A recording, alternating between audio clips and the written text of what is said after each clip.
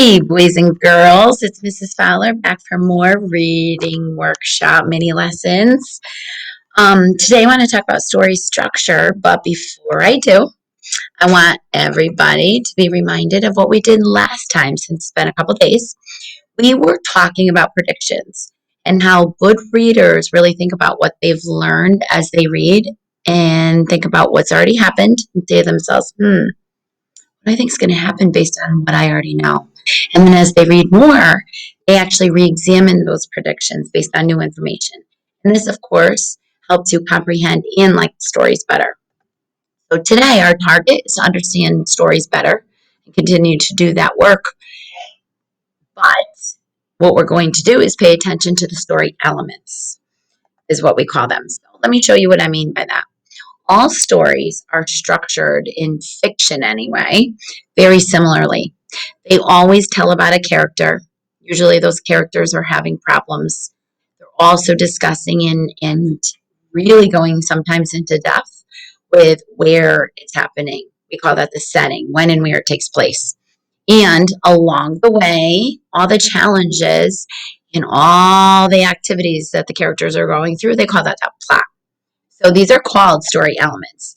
And I have a really nice visual to show you. I'm going to move my little thing here. Some of the elements of the story, and this is per Mrs. Seymour's lovely, I went too far.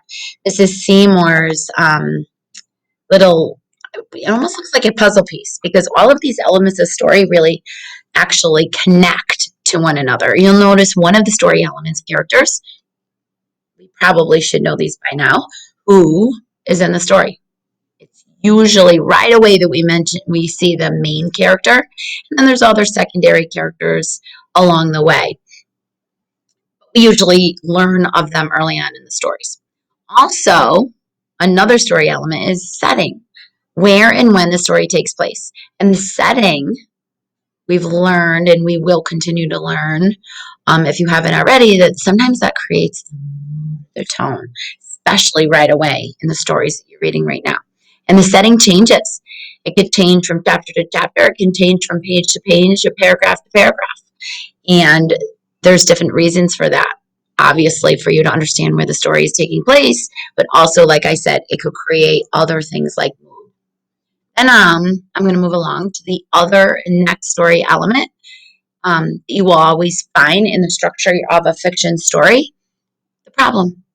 What problem or struggles are the characters facing or the main character is facing?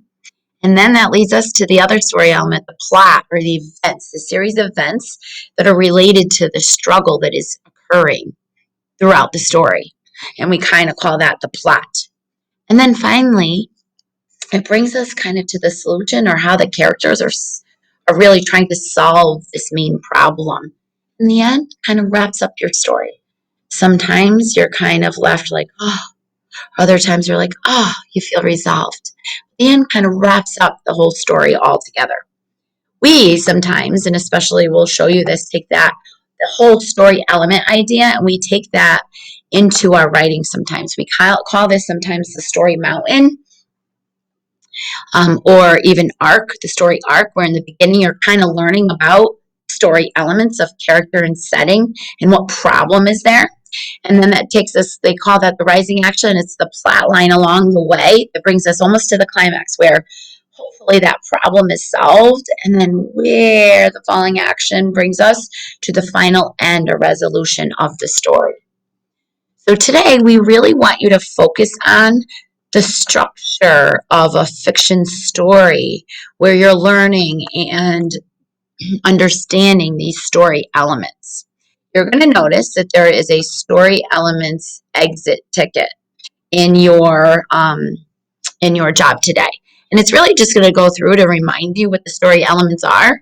And we want you to keep all of these story elements in mind and really keep track of them because it really is going to help you understand your stories better. So I hope this makes sense. I hope you can search for all your story elements. You might not obviously get to some of the story elements, and I'll go back to that page of solution and ending, because some of you are really just kind of almost, hopefully start almost middle, maybe ending. I have a student who ended his book You might not get to that solution ending right away, but you certainly should be keeping track of some of the others. All right. So happy reading today. We can't wait to see what you come up with. Talk to you soon. Next lesson. Bye.